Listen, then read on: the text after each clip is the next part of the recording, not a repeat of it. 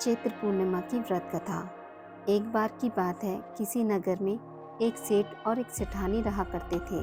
सेठानी प्रतिदिन भगवान विष्णु की पूजा अर्चना श्रद्धा पूर्वक करती थी, लेकिन उसका पूजा करना उसके पति सेठ को बिल्कुल नहीं भाता था। इसी वजह से एक दिन सेठ ने उसे घर से निकाल दिया। सेठानी घर से निकलने के बाद जंगल की तरफ निकल पड़ी। रास्ते में जाते समय सेठानी ने देखा कि जंगल में 4 आदमी मिट्टी खोद रहे थे। यह देखकर सेठानी उस आदमी के पास गई और उन लोगों से कहा, आप मुझे किसी काम पर रख लें। सेठानी के ऐसा कहने पर चारों आदमियों ने उसे नौकरी पर रख लिया। चूँकि सेठानी बहुत कोमल थी, इस वजह से उसके हाथ में छाले पड़ गए। यह देखकर चारों आदमियों ने सेठानी से कहा कि तुम यह काम छोड़ दो, तुम किसी अच्छे घर की लगती हो, इसकी जगह तुम हमारे घर का काम कर दो। सेठानी ने कहा, ठीक है। तब वह चारों आदमी सेठानी को अपने घर ले गए। वहाँ वह चारों आदमी 4 मुट्ठी चावल लाते थे और उसे आपस में बांटकर खा लेते थे। यह देखकर सेठानी को बहुत बुरा लगा। अगले दिन सेठानी ने चारों आदमियों से कहा, सुनो भाई, तुम कल से 4 मुट्ठी की जगह 8 मुट्ठी चावल लेकर आना। सेठानी के कहने पर चारों आदमी अगले दिन 8 मुट्ठी चावल लाए। उस 8 मुट्ठी चावल को सेठानी ने पकाकर भोजन बनाया और उसे भगवान विष्णु को भोग लगाकर चारों आदमियों को परोस दिया।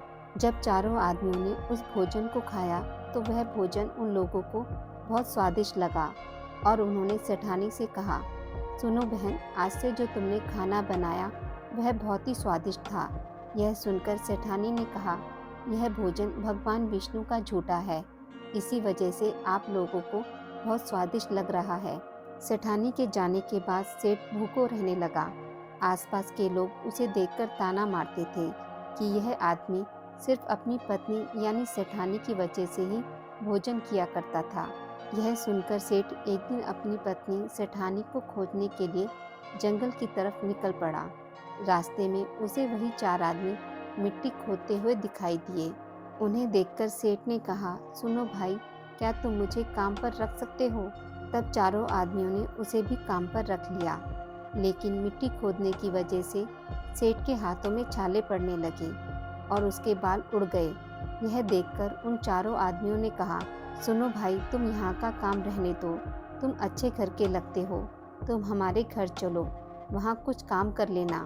तब सेठ ने उन चारों की बात मान ली और वह उनके साथ उनके घर की तरफ चल पड़ा। घर पहुंचने के बाद सेठ ने सेठानी को देखते ही पहचान लिया, लेकिन सेठानी घूंघट में थी। इस वजह से वह अपने पति यानी सेठ को नहीं पहचान पाई। हर दिन की तरह इस दिन भी सेठानी ने भोजन बनाकर भगवान विष्णु को भोग लगाकर सभी को खाना परोस दिया। जैसे ही सेठानी सेठ को भोजन देने लगी, तभी भगवान विष्णु ने सेठानी का हाथ पकड़ लिया और कहा, ये तुम क्या कर रही हो?